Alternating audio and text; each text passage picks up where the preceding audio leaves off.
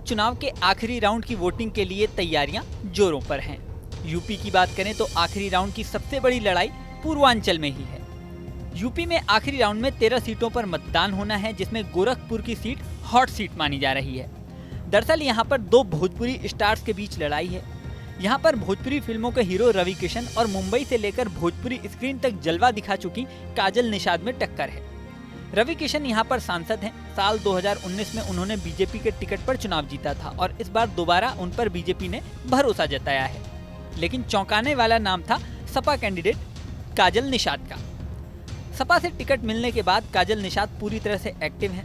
जिस तरह से काजल निषाद गली गली प्रचार करती नजर आ रही हैं, अनुमान लगाया जा रहा है कि गोरखपुर में इस बार कड़ी टक्कर देखने को मिलेगी। 1 जून को गोरखपुर में वोटिंग से पहले काजल निषाद पूरा जोर लगा रही हैं। योगी के गढ़ में चुनौती देने वाली काजल निषाद की खास बात आपको बताते हैं। काजल निषाद राजनीति और एंटरटेनमेंट इंडस्ट्री दोनों में ही एक्टिव रही हैं। सबसे खास बात यह है कि नरेंद्र मोदी की तरह गुजरात से इनका नाता है।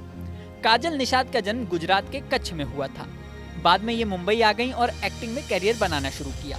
साल 2009 में इन्होंने लापतागंज शो में चमेली के रोल से करियर की शुरुआत की थी। बाद में कई फिल्मों और शोज में इन्होंने काम किया। इसके बाद भोजपुरी सिनेमा का रुख किया।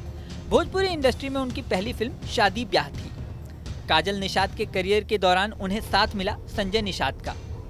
संजय निषाद भोजपुरी फिल्मों के प्रोड्यूसर हैं।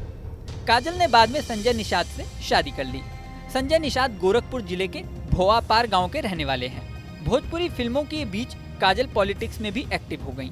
उन्होंने राजनीतिक करियर की शुरुआत कांग्रेस के साथ की थी। कांग्रेस के टिकट पर उन्होंने यूपी विधानसभा चुनाव 2012 में लड़ा था। हालांकि इसमें उन्हें हार का सामना करना पड़ा। साल 2021 में अखिलेश यादव की समाजवादी पार्टी में काजल निषाद की एंट्री हुई।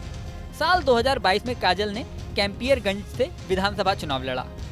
इस बार भी उन्हें हार का सामना करना पड़ा। इसके बाद अखिलेश यादव ने अप्रैल 2023 में भी काजल निषाद पर दांव खेला। सपा ने गोरखपुर में मेयर पद के लिए काजल को प्रत्याशी बनाया था, लेकिन वो ये चुनाव भी हार गई थी। हालांकि उन्होंने बीजेपी पर वोटों की गिनती में गड़बड़ी का आरोप लगाया था। अब तीसरे साल में जाकर उन्हें सपा ने एक और बड़ी जिम्मेदारी सौंपी है।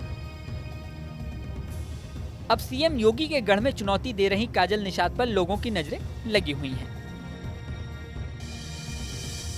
गोरखपुर सीएम योगी का गढ़ है। यहाँ पर बीजेपी को चुनौती देना आसान नहीं है, लेकिन जिस तरह से काजल निषाद की चर्चा चल रही है और वो एक्टिव दिखाई दे रही हैं, सवाल उठ रहा है क्या इस बार बड़ा उलटफेर करने में वो कामयाब होंगी। अब इस सवाल का जवाब तो 4 जून को ही मिलेगा। फिलहाल बीजेपी और सपा पूरी ताकत झोंक रहे हैं। इस वीडियो में फिलहाल इतना ही। बने रहिए न्यूज नेशन के डिजिटल प्लेटफॉर्म पर।